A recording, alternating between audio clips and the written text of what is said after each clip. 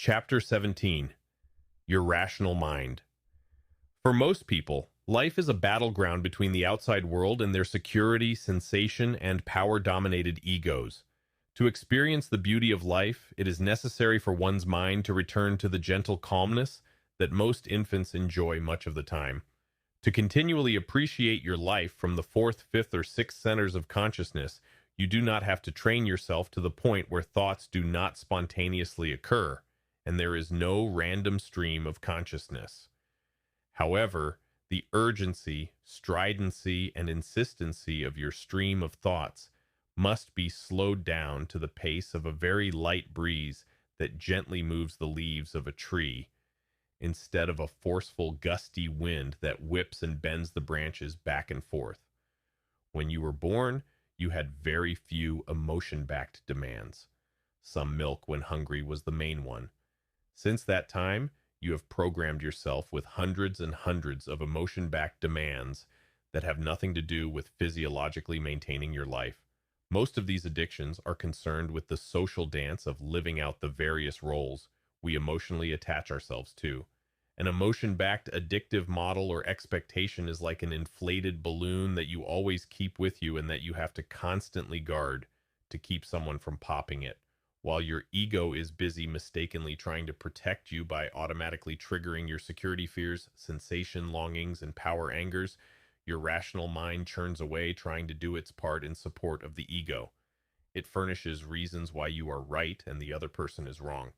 It manipulates and schemes to help you live out your model of success in the various roles and dramas with which you are identifying yourself.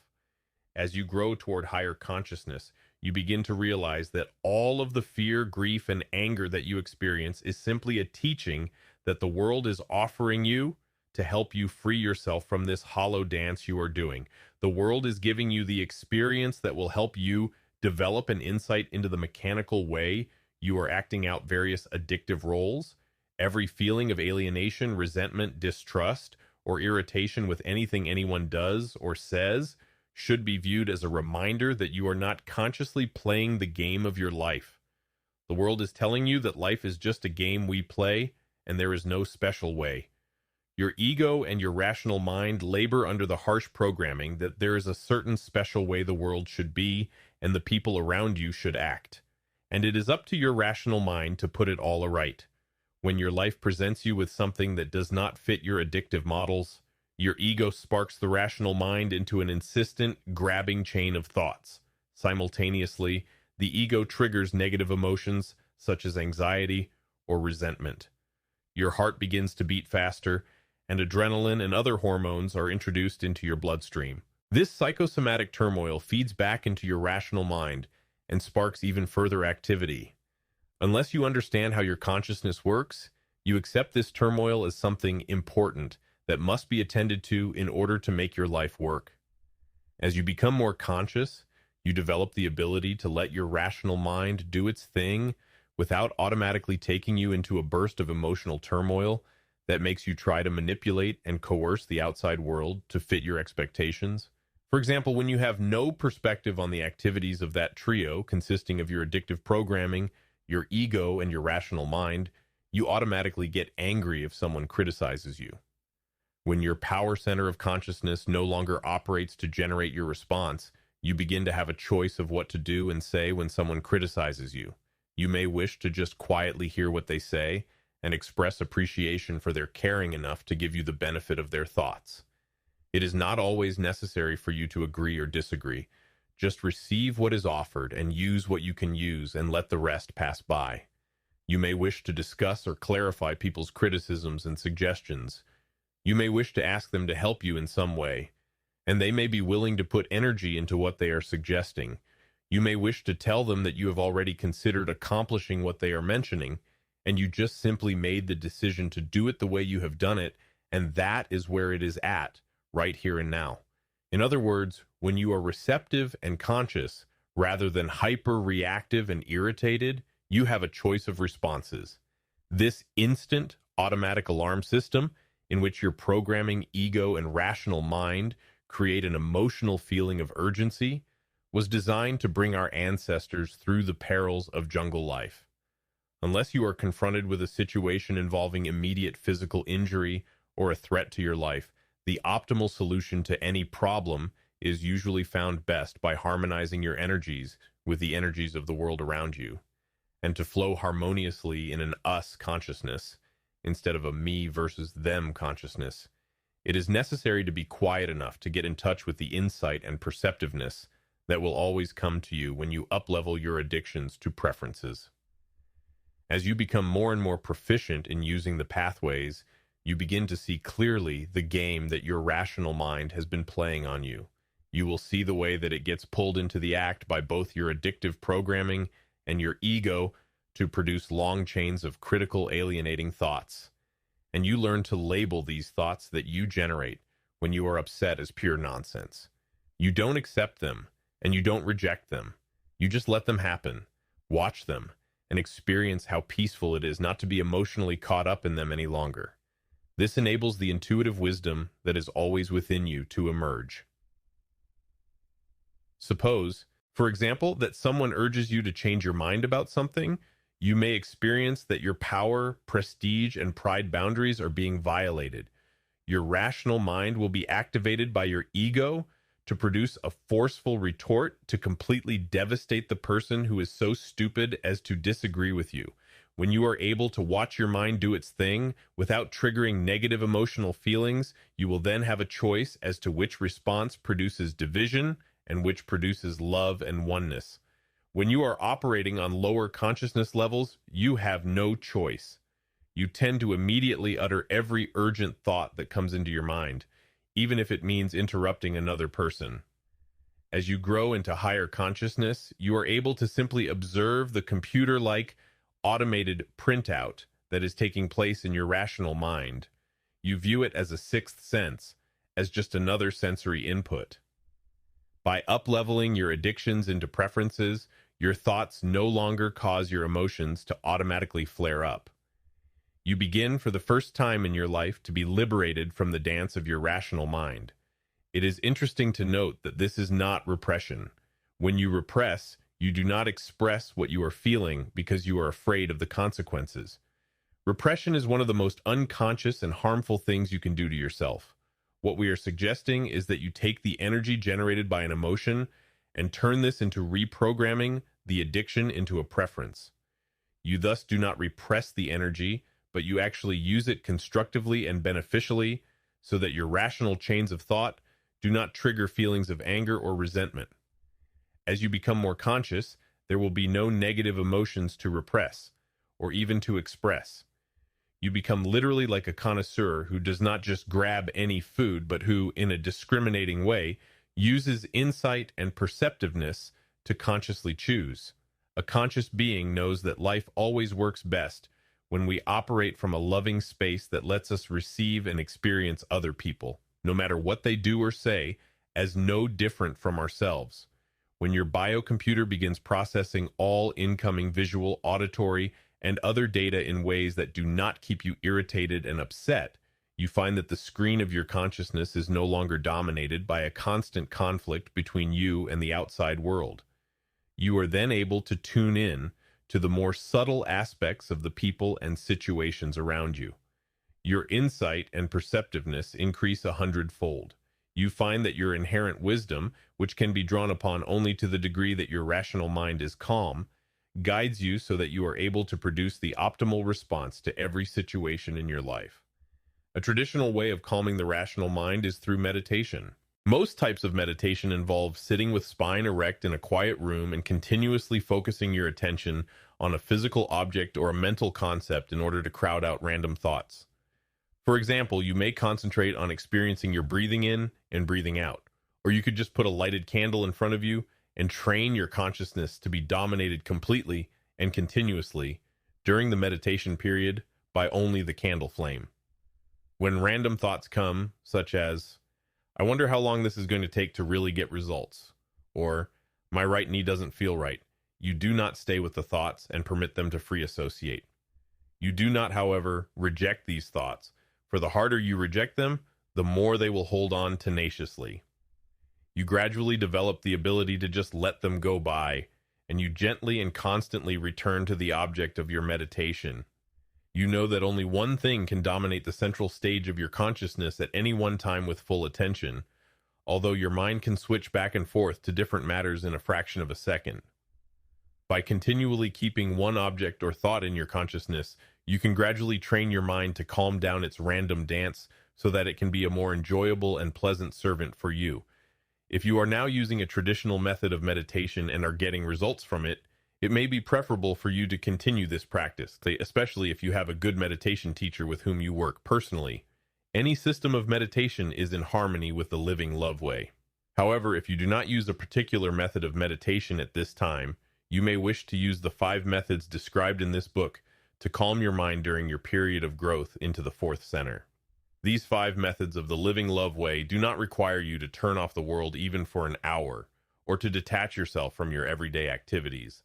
They enable you to develop a capacity for achieving many of the benefits of meditation while you are busily engaged in the activities of your life. One of the main objects of meditation is to experience yourself and the world around you clearly and consciously, free from emotion-backed demands, attachments, addictive models, childhood conditioning, etc. For many people, we feel that the most direct way to do this is through working with the 12 pathways, the 7 centers, and the 5 methods.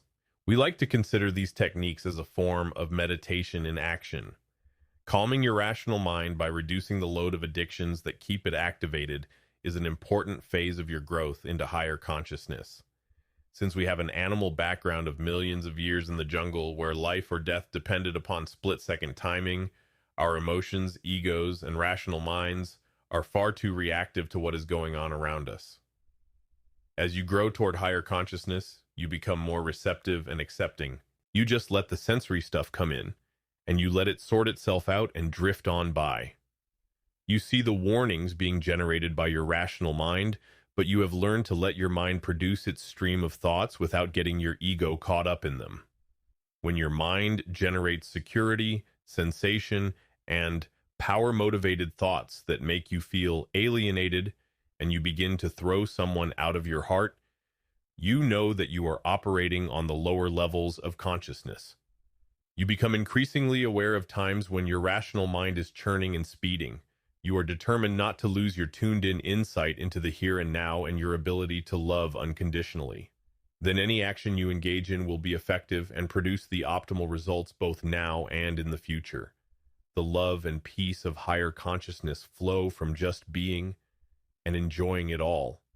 Anything you do will not be enough unless you feel fulfilled in just being. Usually we are not happy when we finish doing whatever it is that we think we have to do. Doing creates expectations that your world and the people around you may or may not fit. The things we do disappear in time. We must learn to appreciate just being alive in the nowness of whatever situation we are in. Contentment is not only a benefit of higher consciousness, but it is also one of the ways of working toward higher consciousness. Just insist that your rational mind slow down its rejection of the here and now with its endless churnings, comparisons, and judgments that usually create the experience of otherness. There are times when you may have to forcefully tell your rational mind to shut up so that you can enjoy your here and now. As we pointed out in the story of the Zen monk, tigers, and strawberries, there are always things you can think about to keep your rational mind and emotions stirred up. And there are always the strawberries to be enjoyed right here and now. Whether you enjoy your life continuously or constantly harass yourself depends upon how well you learn to simply change what is changeable without throwing people out of your heart. And then quietly accept that which you cannot change except by heavy subject-object manipulation and force. In becoming aware of how your rational mind operates to alienate you from people, you will need to watch for the chain reaction effect. Let's suppose you enjoy being with a person and you have many things in common that draw you together. Then suppose you have one strong addiction that leads you to be angry and throw this person out of your heart. Unless you can quickly get on top of this addiction and become more conscious, you will find that the alienating attitude triggered by your addiction will spread like a cancer and cause you to become critical of this person in other ways that have nothing to do with the original addiction.